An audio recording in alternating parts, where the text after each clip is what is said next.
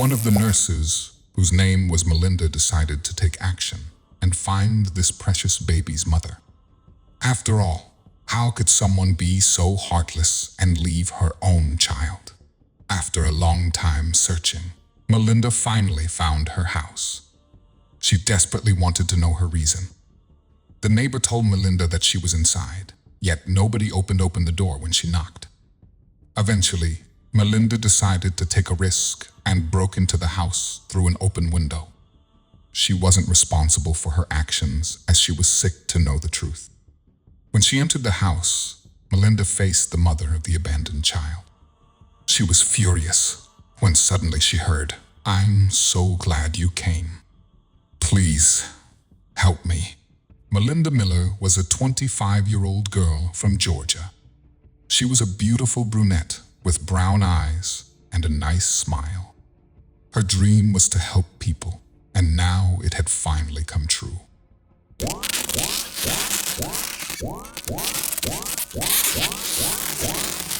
Before we continue, make sure to subscribe, hit the like button, and click the notification bell for more amazing stories. Melinda recently graduated as a nurse, but the career path was not what she could have expected. Melinda found a job in a hospital in the city where she studied. During her studies, she encountered many medical institutions, and this hospital was the smallest of them all. She had always dreamed of taking care of others and was excited to start a new job. Melinda enjoyed helping people and wanted to make their lives better more than anything else in the world. The smile on the patient's face was most important to her. After a few months, however, this feeling of excitement quickly faded. Melinda saw many patients who were suffering from pain, discovering the diagnosis, or receiving treatment bills. Melinda was trying to stay positive in any situation and thinking of herself as a strong woman who could handle the pressure. After all, the reality around her started to harm her. One evening, Melinda had an experience that changed her life. At that time, she officially worked in a hospital. On that day, when she had to come to the hospital for the night shift, she could not even imagine that she would almost face death. In the parking lot in front of the hospital, she was almost hit by a car. Melinda was very scared and furious, as she couldn't believe what just happened. At least she memorized the car's license plate number. She was going to report this to the cops during lunch break, but since she was already late, she didn't do so. Melinda went to the hospital, put on an apron, and started working. She was still afraid that someone would notice she was late, but no one was actually paying attention. The hospital staff ran through the corridors and looked through all the doors, as if they were looking for someone. Melinda went to the infirmary to make a list of medicines and tools. She greeted two of her friends who wrote prescriptions and talked about what was going on in the room. Apparently, the child was born a few moments before her arrival. The entire floor was in chaos, as the child's parents had disappeared and left no contact details.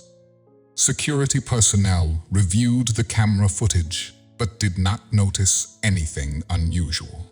One of the nurses, Mary, asked Melinda to help with the investigation. Melinda entered the security room. She stood in front of the monitor, which showed the recorded material. Suddenly, the parents of the abandoned child appeared on the screen. They were leaving the hospital, and the man was pushing a woman in a wheelchair. They left the building and got into the car. In the last shot, the car can be seen speeding far beyond the field of view of the surveillance camera. Melinda was shocked. She instantly understood that it was the car that almost hit her. Unfortunately, the cameras did not capture the incident. Melinda told Mary that she had information that could help find the couple. Mary decided to call all the nurses to discuss what they should do. The nurses were discussing the situation and trying to find the best solution. Most of them agreed on calling the police, although they didn't believe that the police could do anything. It was clear that eventually the child would be adopted. If the parents left so suddenly, they did not want the child to be in their lives. Forcing them to care for an unwanted newborn probably be the worst choice. Nevertheless, not everyone came to terms with it that easily. The other nurses agreed on the tough decision. After all, they had experienced such cases in the past. All this, however, surpassed Melinda. She was worried about the baby's mother because she saw in the tapes that she was in a bad condition. The mother looked unhappy and did not feel well enough to leave the hospital. Often, couples don't have completely different attitudes to the birth of a child. But is the father of a newborn child capable of such a thing? Melinda had a lot of unanswered questions in her head. After seeing the cute baby's face, Melinda decided to take an action. She was already sick of sad stories and cases happening in the hospital. Melinda didn't want the newborn to be another such case. She was going to find the baby's mother. Firstly, Melinda needed to find information about the mother. She started with medical records. Her data must be there since she recently gave birth. Unfortunately, it didn't work out. There was no information about her. The other thing that could help find the parents was the surveillance video, which wouldn't be enough anyway. Melinda started to show the video to hospital staff, hoping some of them might have seen the parents before. Surprisingly, one of the junior nurses recognized them immediately.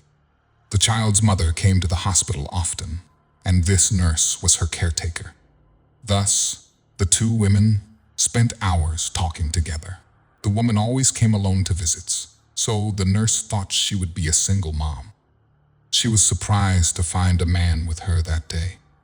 Melinda understood that the woman was forced to leave the hospital and she wanted the baby. This made her more curious. She found her name in the system. Within minutes, Samantha P. This was all Melinda could find. There were no narratives of her family, age, living address, and background. Melinda expected to find the address of the woman. Despite this setback, she had a plan B. Melinda had a photo of the license plate of the car, which hit her nearly to death. She took a photo right after she was almost hit. Melinda reached the police and asked them to trace the car. She found out that the car was registered on a certain David M. name. The police had a picture of him because he had previously been arrested for a misdemeanor. When Melinda saw the picture of David, she immediately recognized the man who took Samantha from the hospital.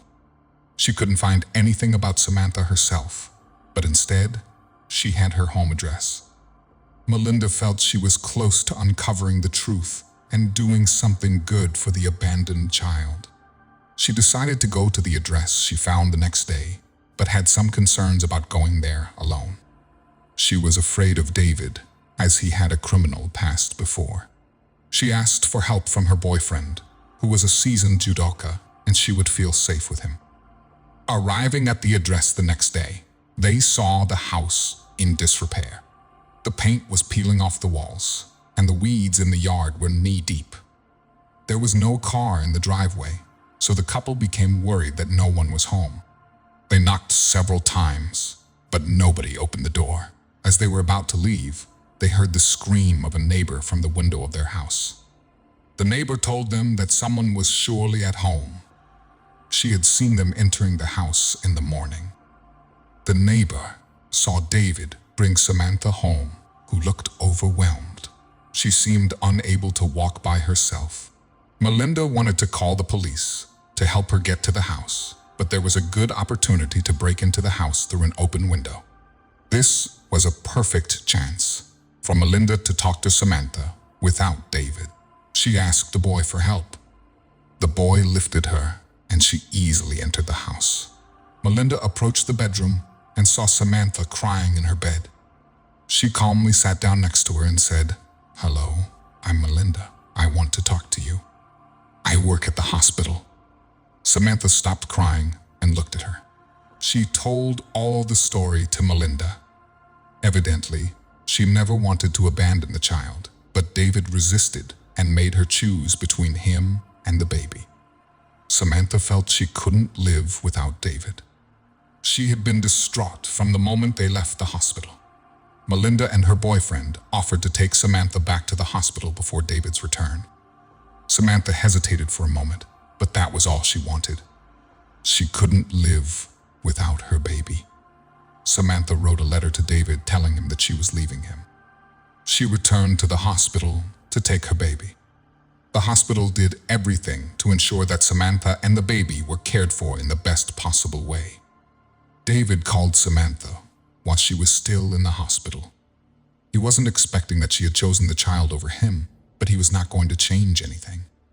The next week, he helped her move, and they lived apart ever since. Binding bonds through beautiful tales. Thank you for watching.